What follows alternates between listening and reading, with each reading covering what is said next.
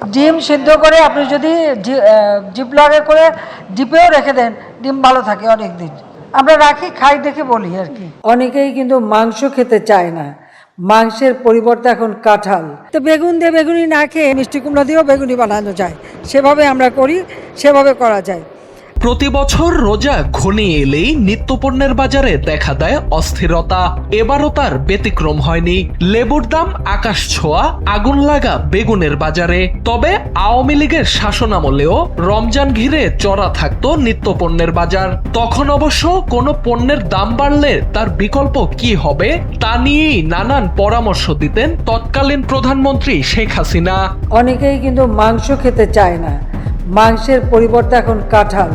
এবং এই কাঁচা 2020 সালের রমজানে বেগুনের দাম বাড়লে সংসদে দাঁড়িয়ে তিনি বলেন, বেগুনের বেগুনি না খেয়ে অন্য কম দামের সবজি দিয়ে বেগুনি তৈরি করা যেতে পারে। RICL TMX, যুগের পর যুগ স্থাপনা থাকে মজবুত।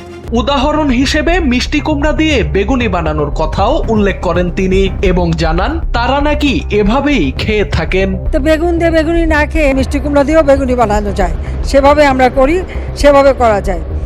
দাম বাড়ায় মাংসের বিকল্প হিসেবে কাঁঠাল খাওয়ার পরামর্শ দিয়েছিলেন শেখ হাসিনা। তার এই বক্তব্য ঘিরে সামাজিক যোগাযোগ মাধ্যমে তৈরি হয় হাস্যরস। অনেকে রসিকতা করে তাকে কাঁঠাল রানী উপাধিও দেন। অনেকেই কিন্তু মাংস খেতে চায় না, মাংসের পরিবর্তে এখন কাঁঠাল। 2019 সালে পেঁয়াজের দাম বেড়ে গেলে হাসিনা বলেন পেঁয়াজ ছাড়াও রান্না করা সম্ভব এবং তিনি নিজেও অনেক সময় পেঁয়াজ ছাড়া রান্না করেন। একইভাবে কাঁচামরিচের দাম বাড়লে সস্তা সময়ে মরিচ শুকিয়ে সংরক্ষণ করে পরে ব্যবহার করারও পরামর্শ দেন তিনি। ডিম সিদ্ধ করে আপনি যদি জিপলকে করে ডিপেও রেখে দেন, ডিম ভালো থাকে অনেক দিন। আমরা রাখি, খাই দেখে বলি আর কি। এগুলো তো নিজের থেকে শেখা।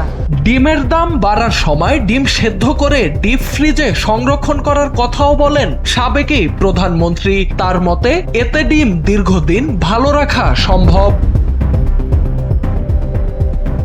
সোহানাল রাজি, NPB।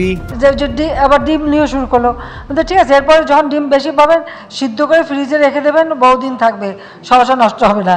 সবকিছু বিকল্প ব্যবস্থা আছে।